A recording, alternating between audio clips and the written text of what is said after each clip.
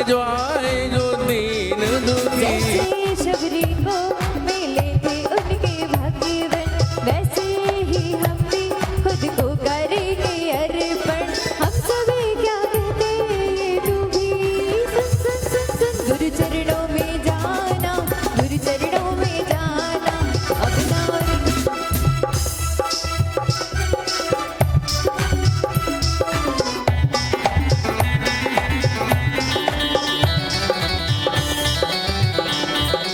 जन्म दुख मेट दो जिनवाणी जग मैया, जन्म दुख मेट दो। जन्म में दुख मेट दो, मरण दुख मेट दो। जन्म में दुख मेट दो, मरण दुख मेट दो।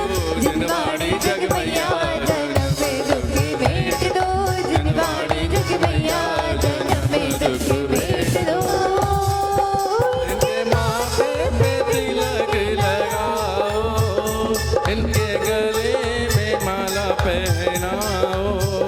इनके पुण्यों का करो अनुमोदन, पुण्य इनके प्रबल पुण्यों को शत शत नमन। पुण्य इनके प्रबल पुण्यों को शत शत नमन।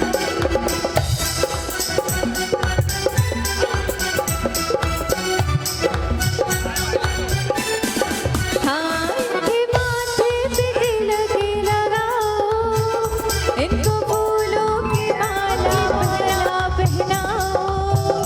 इनके पुण्यों का करो अनुमोदन, पुण्य इनके प्रबल पुण्यों को शत शत नमन। पुण्य इनके प्रबल पुण्यों को शत शत नमन।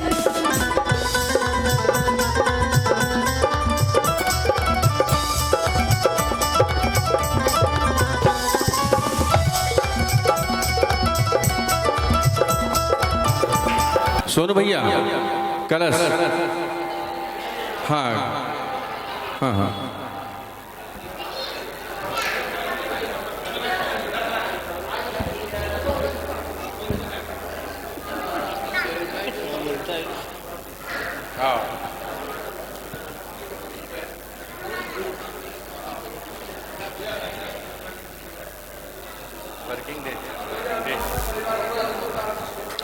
चलिए पुण्य जन भावनाओं की कुछ इन्हीं इस छंद के साथ मैं सविनय निवेदन करना चाहूंगा कि कल्याण मंदिर का ज्ञान दिया, 10 लक्षण भी समझा दिया। कल्याण मंदिर का ज्ञान दिया, 10 लक्षण समझा दिया। जिन शासन का बोध दिया, अमृत वचन उद्घोष किया।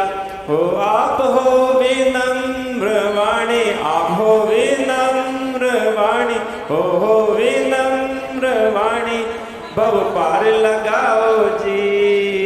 जीवन है पानी की बूंद, कब मिट जाए रे। माता जी के चरणों में वंदना में प्रेषित करते हुए, गुरु जी के पास जो रहता है उनके करीब, वो सारे लोग कवि हो जाते हैं। आप माता जी के साथ रह रहे के कवि हो गए। खरबूजे को देख करके खरबूजा रंग बदलता है। माइक वाले भैया को बुला लो जरा। दोनों हाथों को श्रीफल बना करके परमात्मा के चरणों में आज स्वयं को समर्पित करने के लिए तैयार रहें। ओम नमः सिद्धेभ्यः। ओम नमः सिद्धेभ्यः। ओम नमः सिद्धेभ्यः। ओम नमः सिद्धेभ्यः। ओम नमः सिद्धेभ्यः। ओम नमः सिद्धेभ्यः। आप से आप में रंग गए, दीप ज्ञान स्वयं जल गए। ज्ञानी की रोशनी ने यहाँ रास्ते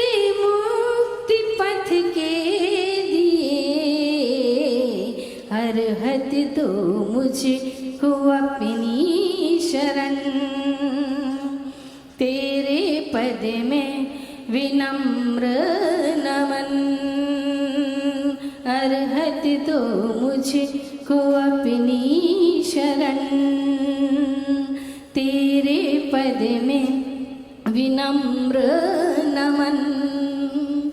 ब्रह्म हटा ब्रह्म को वर लिया, आपने निज जलाया दिया। ब्रह्म हटा ब्रह्म को वर लिया, आपने निज जलाया दिया। शील के रथ चढ़े हो गुरु, पीछे शिष्यों को भी ले लिया। गुरुवर दो मुझको अपनी शरण, तेरे पद में विनम्र नमन। गुरुवर दो मुझको अपनी शरण, तेरे पद में विनम्र नमन। तेरे पद में विनम्र नमन, तेरे पद में विनम्र नमन। बोलिए अनंतानंत सिद्ध परमेष्ठी भगवान की।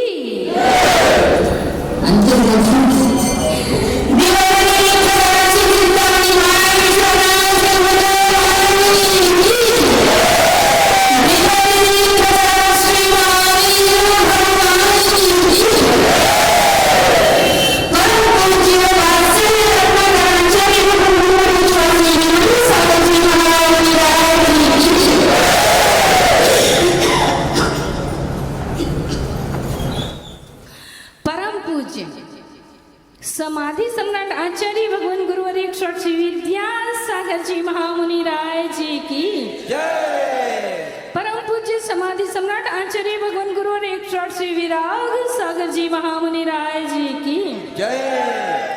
परम पूज्य भक्तावर महोदय उच्चारणाचार्य मम शिक्षा दीक्षा संस्कार प्रदाता आचार्य भगवान गुरुवर 108 विनम्र सागर जी महामुनि राय जी की महामुनि राय जी की महामुनि राय जी की 10 लक्षण महापर्व की उत्तम ब्रह्मचर्य धर्म की पुनः उन अंतिम तीर्थेश भगवान महावीर स्वामी के शासन काल में और उन्हीं की चरण निश्रा में बैठ करके उनकी पीयूष वाणी की देशना का रसपान करने के लिए तैयार हुए हैं। विगत दिनों से हम परमात्मा की भक्ति कर रहे हैं, उनका गुणगान कर रहे हैं और उनके बताए हुए मार्ग पर चलने का प्रयास कर रहे हैं। इन 10 दिनों में हमने 4 कषायों को त्याग कर 4 कषायों को त्याग कर 4 भावों को उत्पन्न किया था। पढ़ा था हमने पूजन में, उत्तम क्षमा मार्दव आर्जव भाव है। तो 4 भावों के पिलर खड़े किए थे, पिलर तैयार किए थे, जिन पिलरों के आधार पर हमने सत्य का महल खड़ा किया और उस सत्य के फर्श पर संयम तप त्याग की वेदी बनाई, जिसमें आकिंचन्य का शिखर लगाया। शिखर तक हमारा मंदिर तैयार हो गया है, अब बारी है उस पर कलशारोहण की। और आज हम उस शिखर पर ब्रह्मचर्य व्रत के माध्यम से, उत्तम ब्रह्मचर्य धर्म के माध्यम से कलशारोहण करना चाहेंगे। क्यों? क्योंकि कलश सबसे ऊपर विराजमान होता है, सबसे ऊपर विराजमान होता है, और ये ब्रह्मचर्य व्रत भी है जो हमें ऊर्ध्वत्व को प्रदान करता है। यही वो धर्म है, यही वह व्रत है जो हमें संसार में श्रेष्ठता दिलाता है और हमें सबके आगे, सबके सामने उत्कृष्ट बनाता है। ब्रह्मचर्य व्रत आखिर है क्या? समझना तो इस बात को है कि ब्रह्मचर्य आखिर है क्या? ब्रह्मचर्य है मात्र आंख की साधना। किसकी? आंख की, यानी दृष्टि की साधना है। ये वो साधना है कि हमारी आंख खुली हो, सब कुछ नजर आ रहा हो, उसके बावजूद भी सिर्फ हम अपने आप को देखें। ये वो साधना है, आंख की साधना है। अत्यंत निर्मल परिणामों का होना ही ब्रह्मचर्य है। आचार्य भगवंतों ने बहुत सारे उदाहरण हम लोगों को दिए हैं, शास्त्रों के उदाहरण दिए हैं। एक जीवित उदाहरण मैं आपको देना चाहती हूँ। जब गांधी जी अपनी पत्नी बा के साथ एक सभा में पहुंचे, तो सभा में पहुंचे, बहुत सारे लोग आते हैं, कभी कोई कुछ प्रश्न करता है, कभी कोई कुछ प्रश्न करता है। एक व्यक्ति ने आकर के सभा में गांधी जी को थोड़ा सा मनोरंजन कहें या उनका मजाक उड़ाने के हिसाब से बोले कि बापूजी, ये क्या आपकी माँ है? आप बाबा कहते हैं, बा तो माँ को कहते हैं गुजरात में, क्या ये आपकी माँ है? तो गांधी जी ने कितना बढ़िया उत्तर दिया, हाँ ये मेरी माँ है। कैसी है माँ? ये मुझे खिलाती है, ये मुझे पिलाती है, ये मुझे सुलाती है, ये मेरा ख्याल रखती है। माँ भी तो यही करती है, तो ये मेरी माँ हुई कि नहीं हुई? उन्होंने कहा कि ये तो आपकी पत्नी है, ये तो आपकी पत्नी है। तो तुरंत गांधी जी उठे और बाकी गोद में जाकर के बैठ गए। बच्चा हमेशा अपनी माँ की गोद में ही बैठा करता है। तो ये परिणामों की निर्मलता है।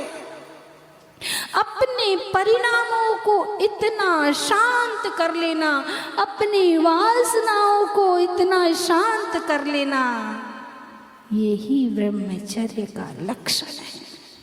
आज के समय में ये स्थितियां, ये परिस्थितियां देखने को नहीं मिलती हैं।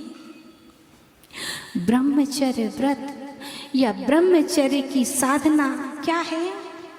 अपनी सेफ्टी की साधना है, अपने आप को सेफ करना। एक बार एक पिताजी ने अपनी बेटी को उसके बर्थडे पे आईफोन दिलाया। क्या दिलाया? आजकल सिस्टम ही ऐसा है, बच्चे बड़े हुए और गिफ्ट में उनको वो ही मिलता है। किसी की एंगेजमेंट हुई, फर्स्ट मीटिंग में गिफ्ट में क्या मिलता है? जमाना ही ऐसा है। जब पिताजी ने उस बेटी को आईफोन दिलाया और पिताजी ने कहा, बेटा ये आईफोन है, आपके हाथ में है, अच्छा ये बतलाओ आप इसको हाथ में लेकर के सबसे पहले क्या करोगे? तो बेटी बोलती है, पिताजी मैं सबसे पहले इसके लिए एक सुंदर सा कवर ऑर्डर करूंगी। ऑनलाइन सबसे पहले कवर ऑर्डर करके मंगवाऊंगी। पिताजी ने पूछा, क्यों बेटा, इतना सुंदर फोन है, फिर तुम्हें इस पर कवर क्यों चढ़ाना? हर कोई दिखाता है कटा हुआ एप्पल, है ना, आधा झूठा एप्पल, वही देख के तो स्टेटस मेंटेन होता है लोगों का। तो जब पिताजी ने कहा, बेटा कि इतना सुंदर फोन है, फिर आपको इस पर कवर चढ़ाने की क्या जरूरत है, इसकी तो सारी सोई खराब हो जाएगी। उसने कहा, नहीं पिताजी, आजकल मार्केट में बहुत सुंदर सुंदर कवर मिलते हैं और मैं सबसे सुंदर कवर ऑर्डर करूंगी, जिससे इसकी सुंदरता और बढ़ जाए और इसकी सेफ्टी भी हो जाए। पिताजी ने कहा, बेटा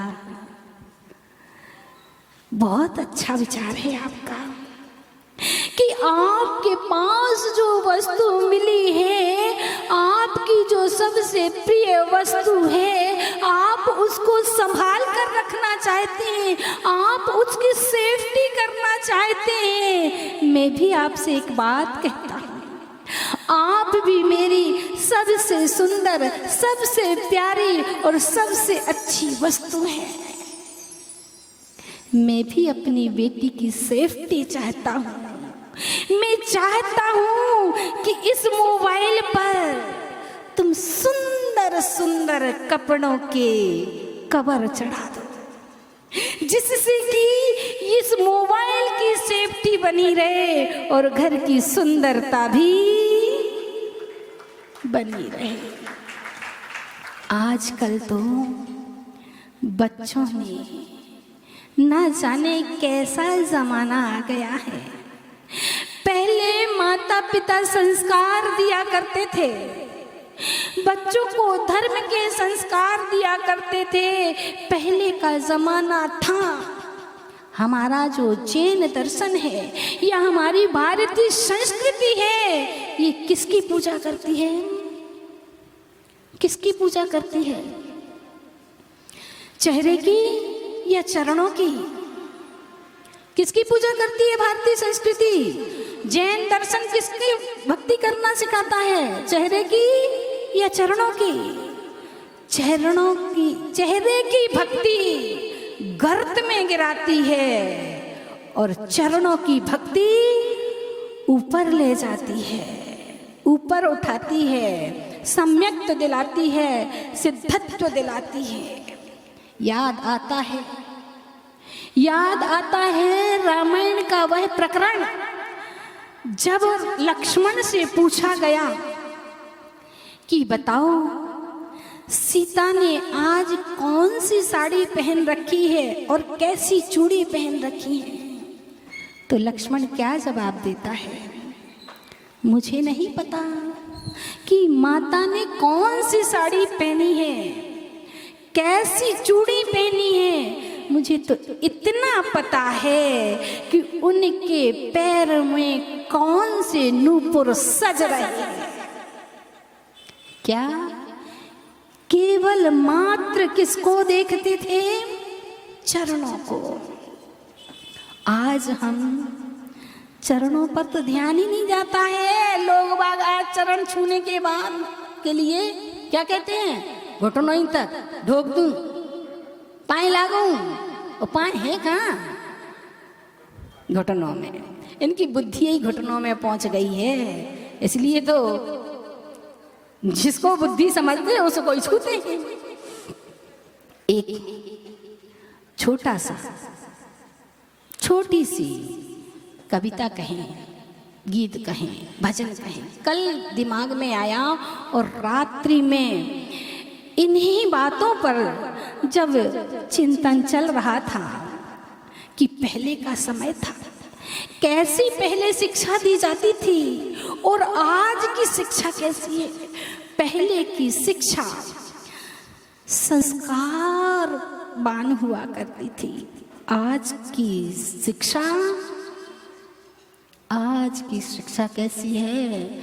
संस्कारों को मिटाने वाली है, संस्कारों को गिराने वाली है। तो कहना ये है, आज अपन कंपेयर करते हैं किसको, पहले के समय को और आज के समय। थोड़ा धीरे। नया जमाना और पुराना दोनों जरा मिलाना, नया जमाना और पुराना दोनों जरा मिलाना, नया जमाना। कैसे मिलाना है, कैसे मिलाना है, इसको देखना है। लक्ष्मण जी ने सीता को माता जी से समझाना, नया जमाना। लक्ष्मण जी ने सीता को माता जी के समझाना। आज कदेवर भाभी जी पर पहले है दीवाना, नया जमाना और पुराना दोनों जरा मिलाना, नया जमाना।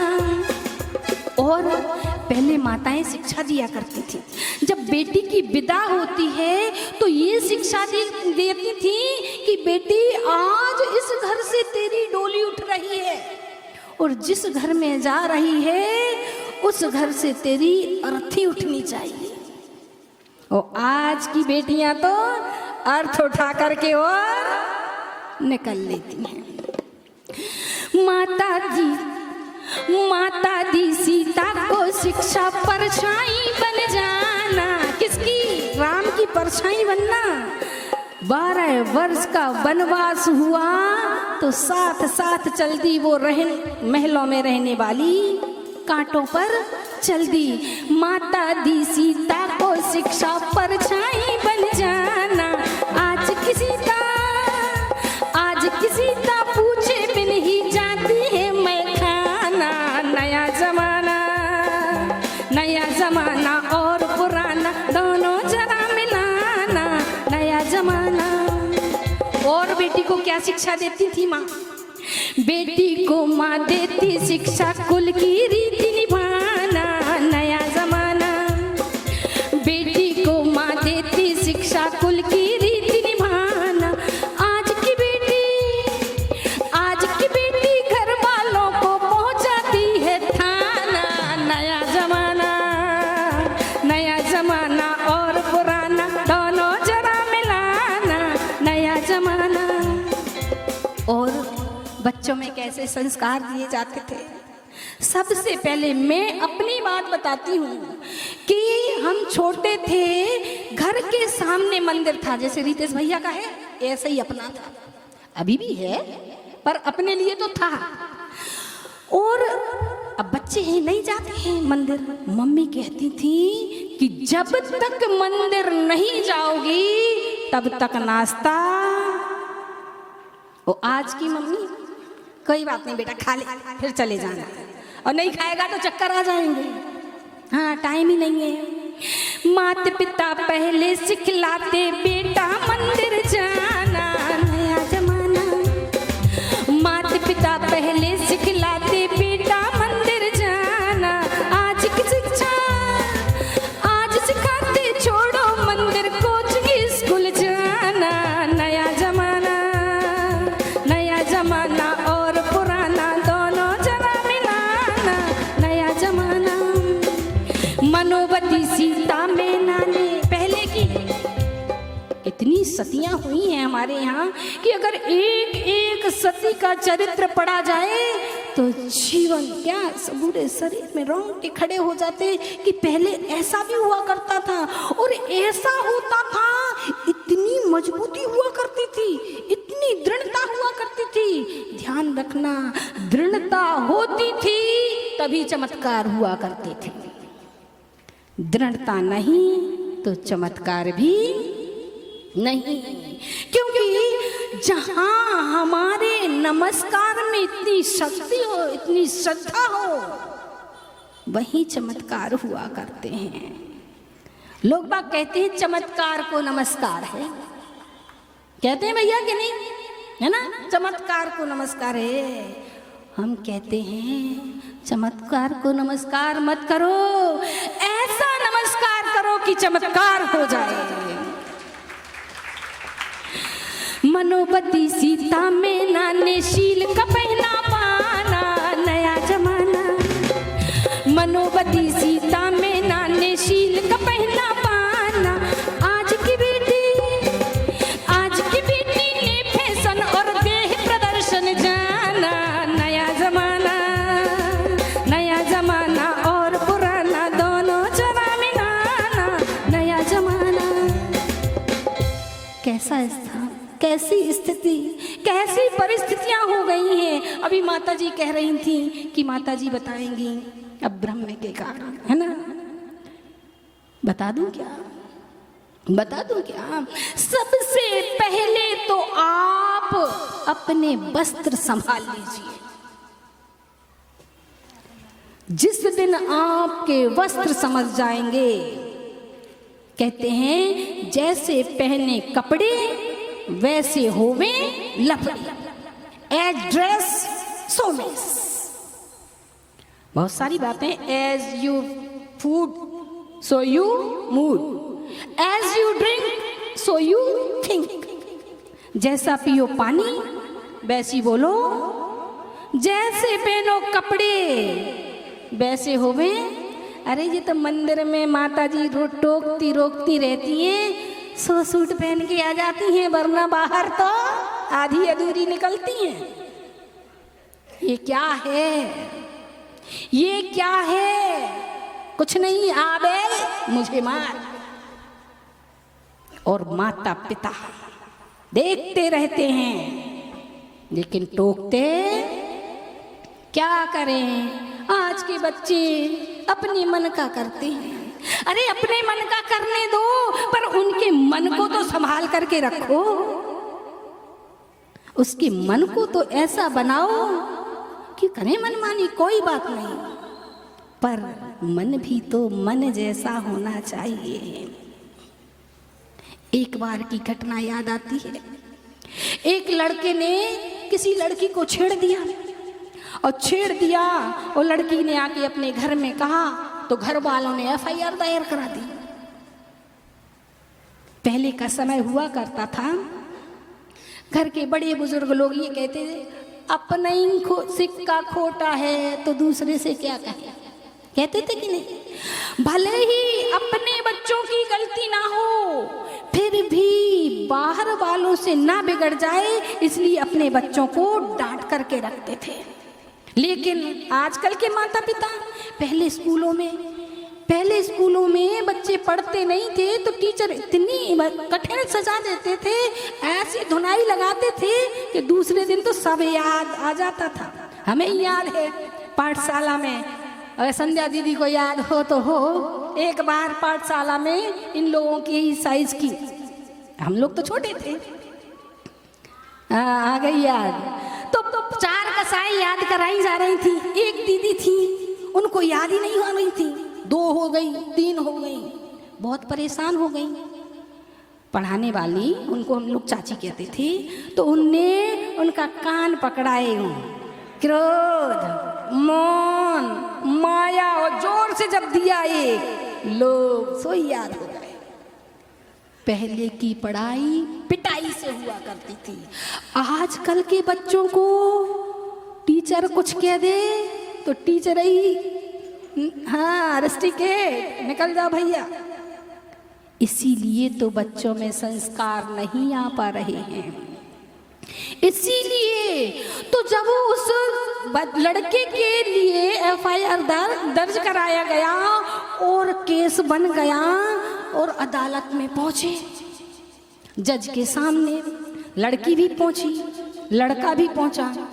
उस लड़के से पूछा, पहले लड़की से पूछा, क्या यही लड़का है जिसने तुम्हें छेड़ा था? बोली हाँ। अब लड़के से पूछा गया कि तुमने इस लड़की को छेड़ा था? बोला नहीं, मैं तो इस लड़की को जानता ही नहीं हूं।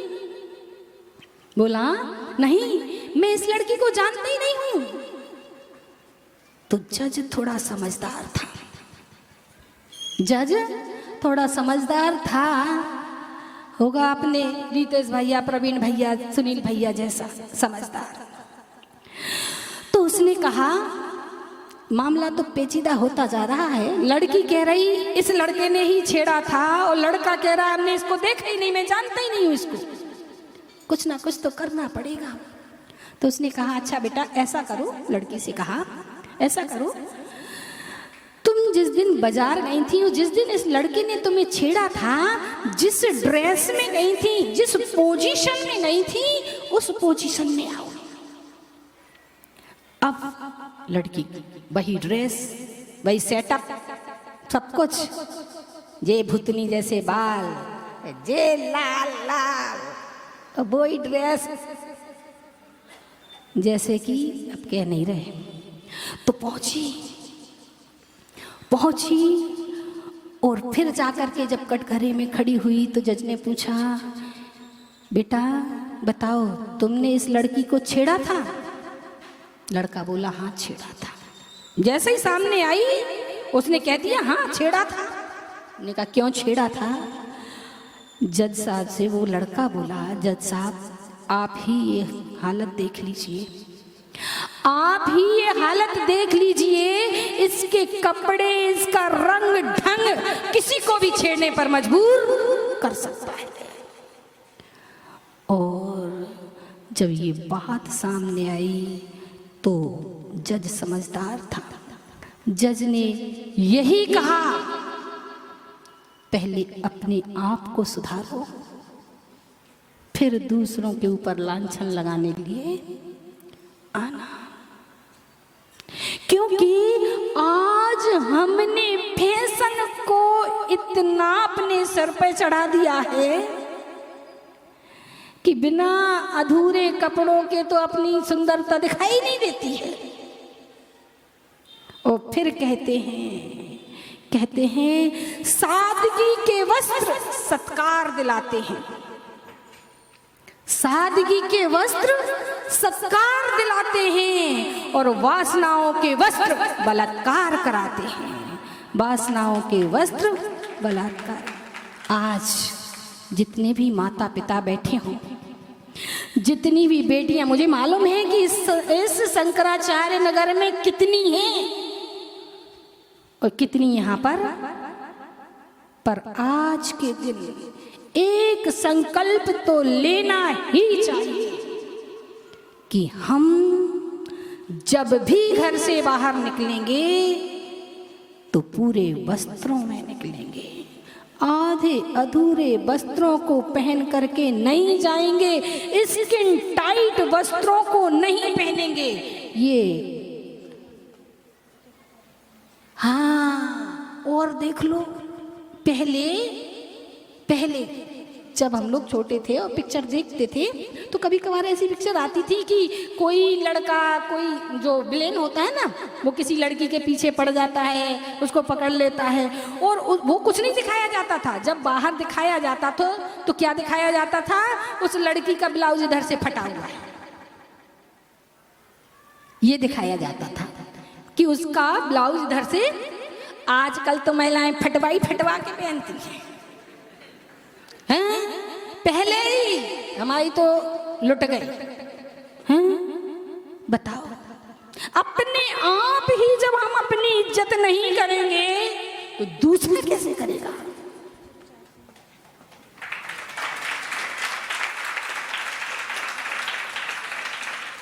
इसलिए जितने भी हों, चाहे भले ही कितने महंगे हों, उन सब में माचिस लगा देना, आज ही ये काम कर लेना, वरना रोज रोज सुनाई दे रही हैं घटनाएं। पता नहीं, कहते हैं जब तक तेरे पुण्य का बीता नहीं करार, तब तक तुझको माफ है औगुन करे हजार। क्या पता कब, कौन, किस घड़ी में पाप कर्म का, असाता कर्म का उदय आ जाए और कोई भेड़िया हमें नोच ले जाए। इसलिए उस रास्ते पर ही मत चलो जिस रास्ते पर भेड़ियों की भीड़ जमा होती हो।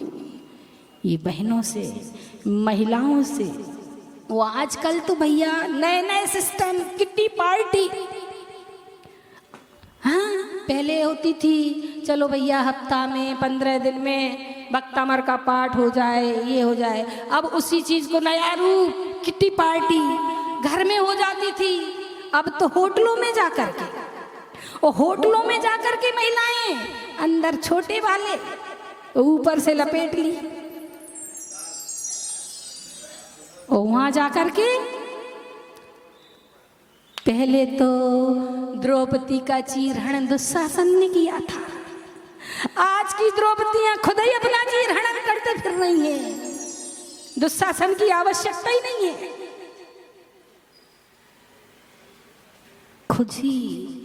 खुद ही ऐसा दुस्साहस कर रही हैं कि कोई दुशासन आ जाए। इसलिए संभल के रहना है, क्योंकि हाँ, शीशा एक बार अगर टूट जाता है, कितना भी जोड़ दो लाइन तो उसमें पड़ ही जाती है, दरार तो उसमें पड़ ही जाती है, धागा टूट जाता है, जोड़ भी दिया जाए तो गांठ तो पड़ ही जाती है। इसलिए संभल के रहना है। आज का खान पान, आज का उठना बैठना, हर चीज इतनी बदल गई है कि लोग ब्रह्मचर्य का अर्थ तो, ब्रह्मचर्य को तो जानते ही नहीं है कि क्या है, ब्रह्मचर्य को समझते ही नहीं है। जानते हैं ब्रह्मचर्य का अर्थ क्या है और अब ब्रह्म का अर्थ क्या है? अब ब्रह्म का अर्थ है दूसरों से सुख की आकांक्षा करना। अब ब्रह्म का अर्थ है दूसरों की देह से सुख पाने की वांछा करना। अब ब्रह्म का अर्थ है मेरा उपयोग दूसरों में भटकना।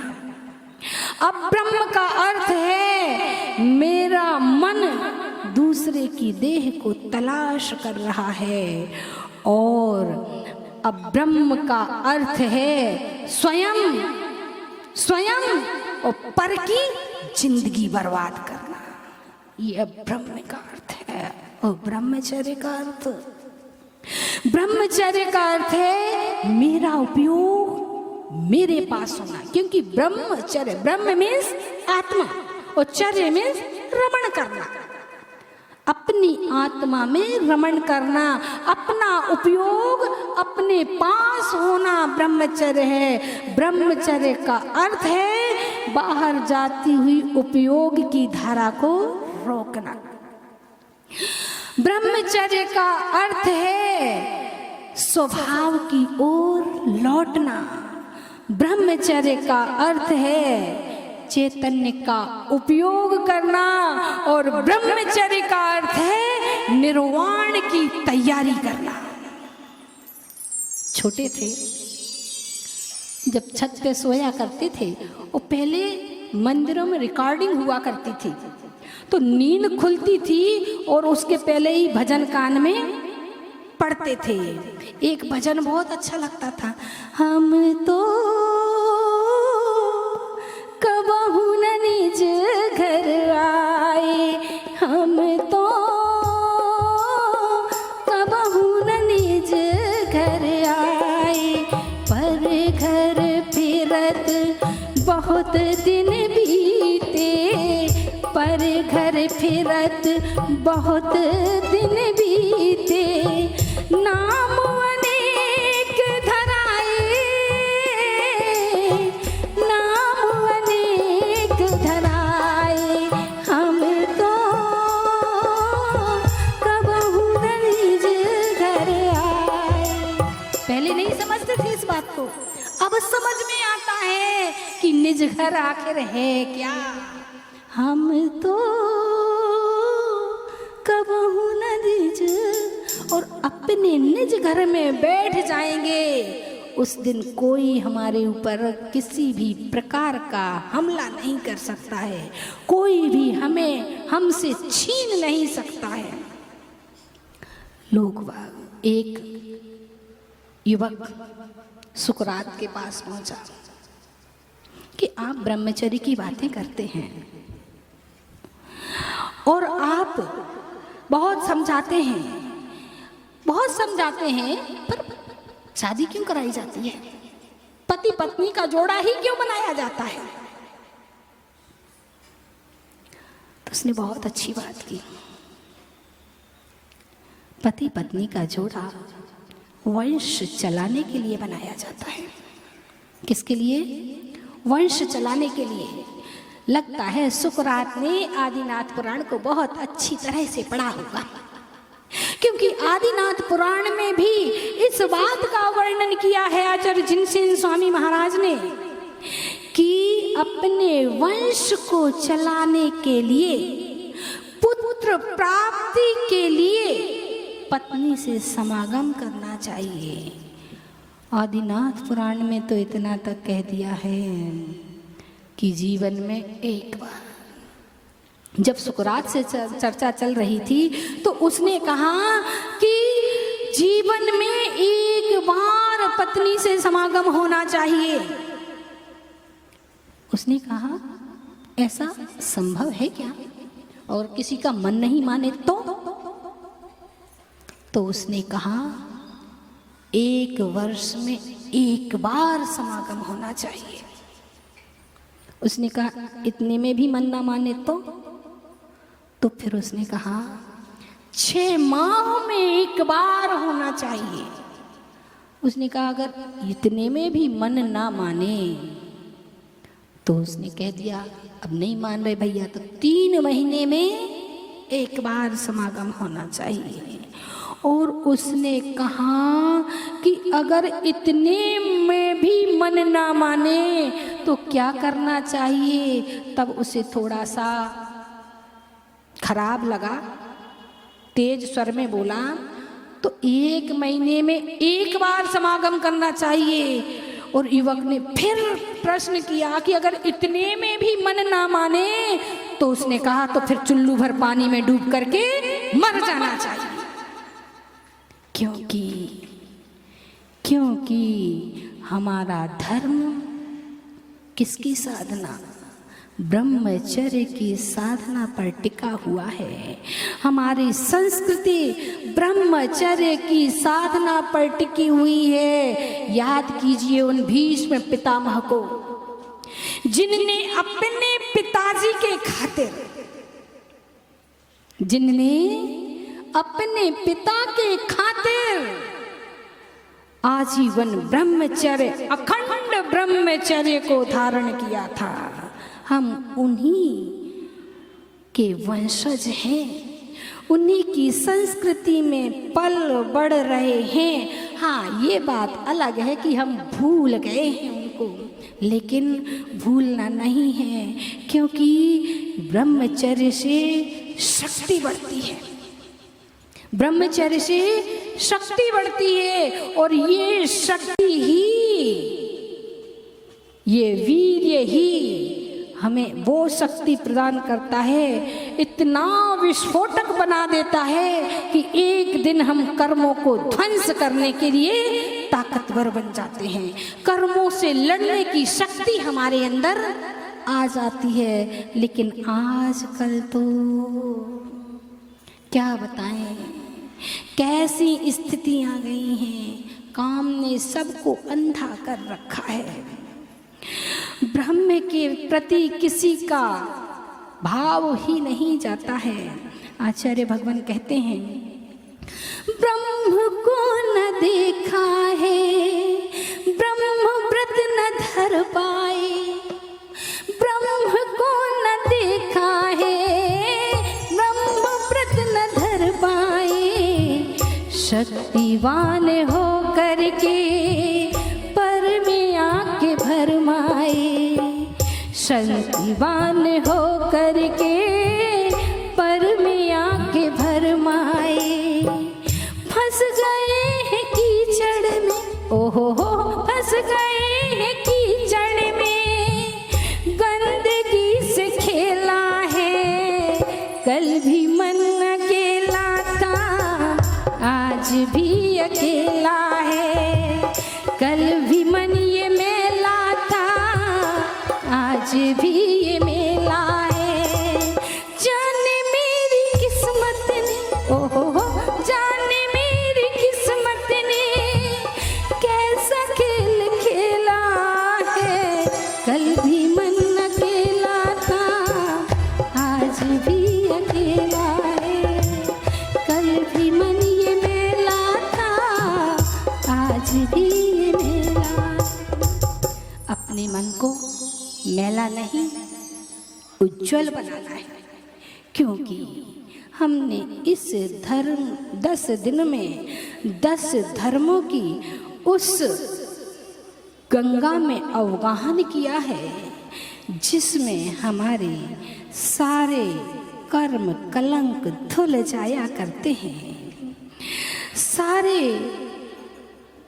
विकार भाव नष्ट हो जाया करते हैं, और हम उस परम ब्रह्म को प्राप्त करने का प्रयास करते हैं, क्योंकि सारे मंत्र तंत्र और सिद्धियां इसी व्रत से प्राप्त होती हैं।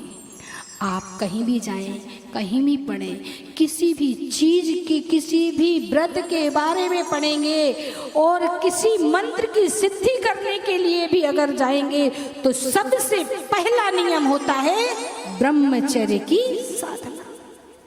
जब एक मंत्र को सिद्ध करने के लिए ब्रह्मचर्य की साधना आवश्यक है, तो फिर सिद्ध बनने के लिए, सिद्धत्व प्राप्त करने के लिए भी इसकी ही आवश्यकता है हम सभी के जीवन में। क्योंकि समय हो चुका है, बहुत सारे ऐसे दृष्टांत हम लोगों को देखने मिलते हैं कुलभूषण देशभूषण जी का, कि जिनको अपनी बहन को देख करके मन में विकार आ गया था, और जब पता चला कि मेरा बहन के प्रति विकार भाव आया है,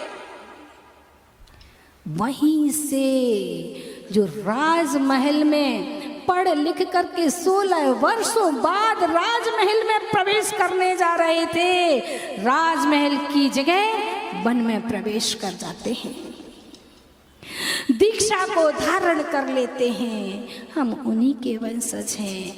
आज हमारे यहाँ ऐसी विकृतियां फैल रही हैं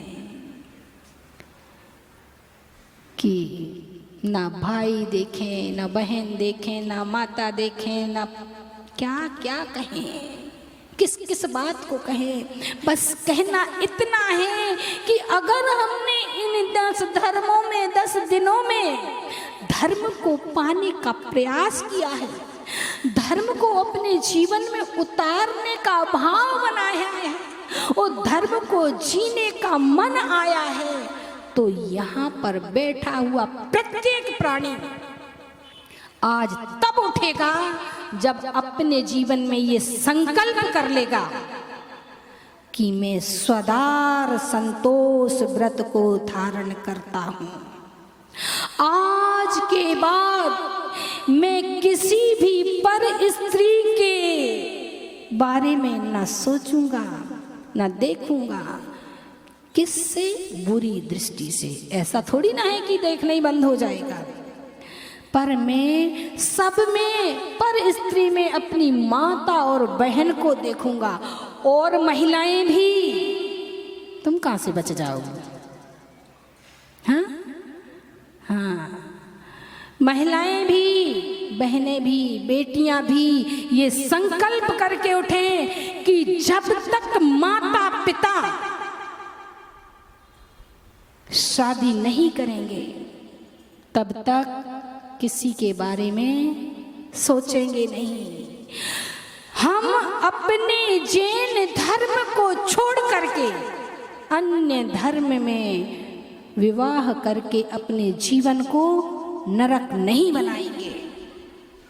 और माता पिता भी इस बात का ध्यान रखेंगे, क्योंकि शिक्षा और संस्कार कहाँ से आते हैं? माता पिता से आते हैं।